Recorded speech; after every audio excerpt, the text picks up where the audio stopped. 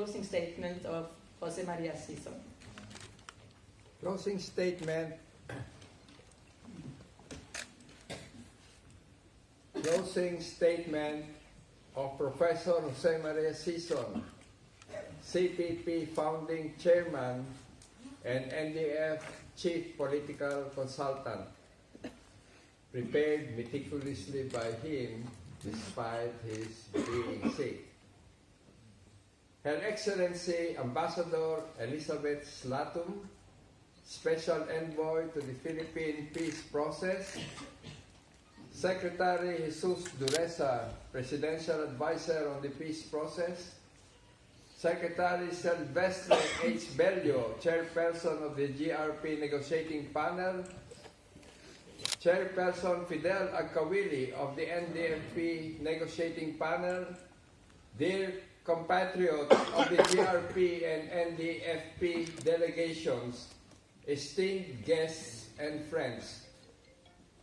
At this closing ceremony, the GRP and NDFP negotiating panels shall sign the joint statement which sums up the successful work in the third round of formal negotiations and paves the way for further advance in the fourth round in April in Oslo. We of the NDFP express our highest sense of gratitude to the Royal Norwegian Government for consistently facilitating the Philippines peace process and the Italian government for enabling the third round in Rome. The two parties can congratulate each other for a successful round of talks, for pushing the further implementation of CARIL, for effecting the exchange of complete drafts of CASER and CAPCR, and for starting the work to unify these drafts. The period between rounds of formal negotiations is not rest, but more intense work of subcommittees of the RWCs on CASER and the respective RWGs on PCR meeting in Manila.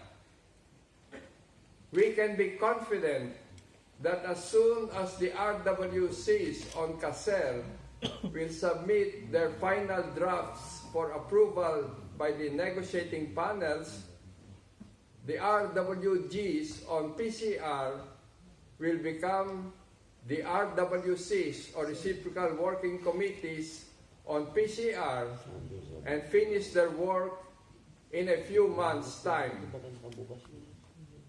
When the fourth round of talks comes, the goal of finishing the unified drafts of the CASER and the CAPCR shall be in sight.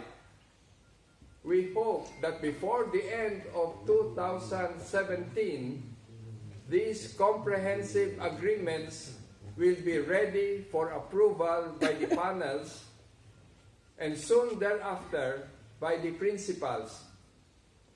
We can be ready for the founding of the Federal Republic of the Philippines in 2018.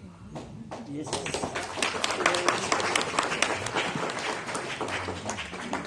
We look forward to the implementation of CARIL, CASER, and CAPCR for at least 2 years before the signing of the comprehensive agreement on end of hostilities and disposition of forces in 2020.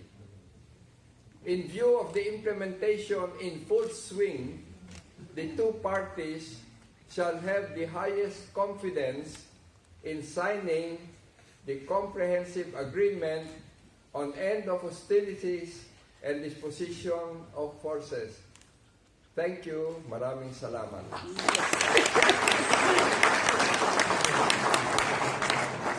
Thank you. I will now give the floor to Secretary